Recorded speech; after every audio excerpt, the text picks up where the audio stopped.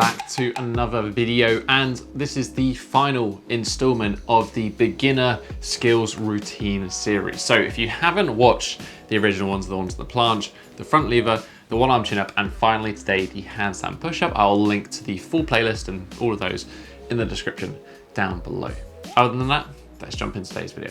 Right, so I'm gonna kick things off with exactly the same message as all the other videos that I've done on this topic, and that is with the importance of building up the fundamentals before you jump into skills training. I know it is exciting and it is tempting to just jump into the fancy stuff, but you won't have any success with the fancy stuff unless you have mastered the basics. Somebody who is advanced at a discipline is simply somebody who's mastered the basics. So make sure you have some decent level of basic strength. I would probably recommend being able to do at least 6 to 8 decent pike push-ups, good form, maybe with the legs elevated before jumping into this routine. Additionally to this, I would say it's probably useful to have some form of handstand experience as well, because the handstand push-up is not only a strength movement, but there is also a massive element of balance, more so than the planche and the other skills we've talked about. So developing that is again a fundamental, and it should be done additionally to this routine. I'm going to link to my handstand tutorial on the matter. That'll be in the description down below. Finally, if you're still wanting more, then I would highly recommend checking out my app Tribe, which comes with all of these routines. There is a skill strength program in the app, which is devoted to developing the planche, the front lever, the handstand push-up, and the one arm chin up, as well as programs for pretty much everything else, including the handstand and flexibility work. Link to that will be in the description down below. So starting off with our A series, our main movement, our fundamental, is gonna be the handstand push-up negative. Now this may seem like quite a jump. Probably the hardest aspect of the handstand push-up is going from nothing to something. The gap between, say, the pike push-up and a handstand push-up is quite large. Fortunately for us, we are about 120 to 140% stronger in the eccentric motion. So hopefully, if we have some reasonable level of strength, we're able to do those 6 to 8, maybe a little bit more pike push-ups, we should have the strength to be able to do a wall-assisted handstand push-up negative. Now for this one, I recommend using a chest to wall progression, because this trains the pattern much better than a back to wall progression. The back to wall is going to be much more up and down vertical, whereas the actual handstand push-up itself is much more of a diagonal pushing movement. We shift from that vertical position to a slight lean forward, back to that vertical position. We're then going to lower down into a headstand. Now this lowering period needs to take about 8 to 10 seconds in total. We really want to grind this one out, keep a nice consistent velocity throughout the whole move. We don't want to do the first bit slow and the latter bit just drop onto our head. If you find yourself not being able to perform a full repetition here, if you find yourself that you can't quite control that bottom range of motion, we can reduce the range of motion slightly. We can use, say, a yoga block to lower the head down onto. This is, again, going to reduce that strength slightly, but doing anything more than this is just not going to be enough range of motion to get the desired results that we want. When we get down to that bottom position, we're now into what would be a headstand. We can simply cartwheel to the side, and then we can go on to perform the rest of our reps. A couple of comments on form here quickly. First is thinking about hand positioning. So in the normal handstand, I like to go quite narrow with my hands, about shoulder width.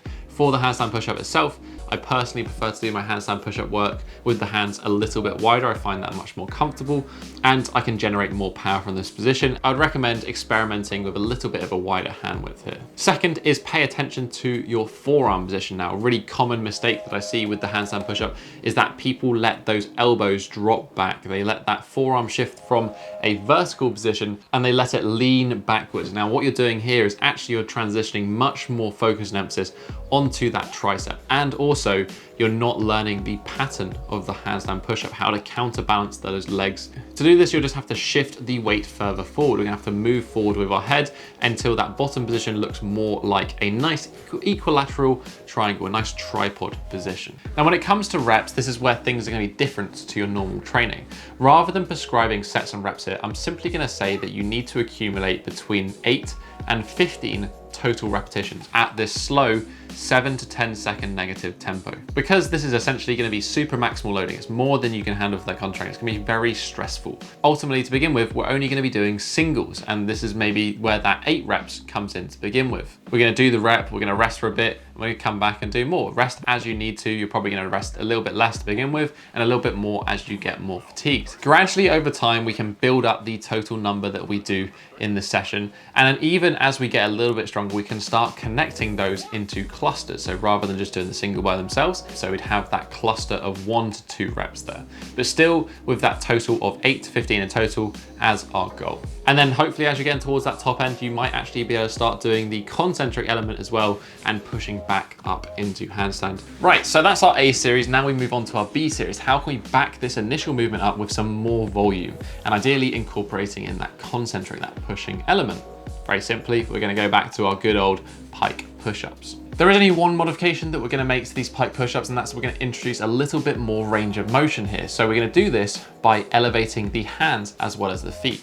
By elevating the hands, we allow our head to drop below the hand line and squeeze out that little bit extra range of motion. This does make it a tiny bit harder, ultimately much better gains. Now all the same form cues apply here. We want to start from a relatively vertical position. We want to get that forward head shift. We want to move to that diagonal position, keeping those forearms vertical. I would recommend actually going with this one kind of as high as you can get the feet for the sets and reps that are given, which by the way is 3 to 4 sets of about 4 to 6 repetitions of a nice slow tempo, sort of 3 seconds down, little pause, and then back up. I wouldn't, however, raise the feet more than the height of the hips in that starting position. Once we start moving the hips higher than this, actually it becomes a little bit easier because we can begin to use the hip flexors to aid in lifting ourselves back up. So yes, this is a little bit samey, but that is what is gold about this particular combo. If we want to achieve a specific skill, we want to be specific with our training. There's no point messing about with different angles or this or that. We want to focus on developing the handstand push-up, so let's do everything we can. Our A's and our B's covers this really nicely. However, there is one final element, and that is the C series, this remedial, this accessory exercise that I would recommend doing in addition to this, that's gonna help strengthen your overall overhead stability, but also strength. And that is using an external rotation or a Cuban rotation. Now, most people would have commonly seen the Cuban rotation performed with the arm to the side at 90 degrees. However, in this instance, we're gonna shift the arm to become in front at 90 degrees. Working the Cuban rotation or the external rotation in this position does change the exercise emphasis slightly. Whereas when we have our arm to the side, we're working the muscle in a slightly more shortened position. As we bring the hand around, we get to work that in a more lengthened position, but also in a position that is more relevant to the handstand itself. When we're doing the handstand push-up, we want to think about the plane in which we're keeping our hands is with the arms more in front. We're not doing, so again, this specificity matters. I like this setup in a seated position using the knee to rest the elbow on, but equally you can do this resting on a bench or another object. It doesn't really matter as long as it allows that hand to dip into that internally rotated bottom position. For this one, we want to think about maintaining our shoulders in a good position. We want to think about making sure they're down and locked in. A common mistake with this exercise is the shoulder begins to shrug as you move into the bottom position. This means that you're simply trying to use more range of motion than you actually have accessible to you. Make sure you let the dumbbell drop into the level of internal rotation that you can keep that shoulder position solid. Again, we want to use a good focused tempo, something like 3 seconds down, 1 second up, nice and controlled. And we're going to be performing this one for 2 to 3 sets of 8 to 10 repetitions. You may find there's going to be some discrepancy from side to side with this drill. Very simply, to help correct it, we're just going to start on the weaker side. For most people, the discrepancy isn't massive, it's just that one gets a few less reps than the other. But that is basically the beginner handstand push-up routine. Now, this maybe isn't massively beginner. This is maybe beginner plus. It's not quite intermediate. We are going to be working a little bit more of an advanced movement with that wall assisted negative, but actually you're going to be surprised at how strong you are in this movement. I would just say though, for safety reasons, make sure you're doing it in a controlled environment, put some padding out, make sure you don't land and face plant. It's just never a good idea.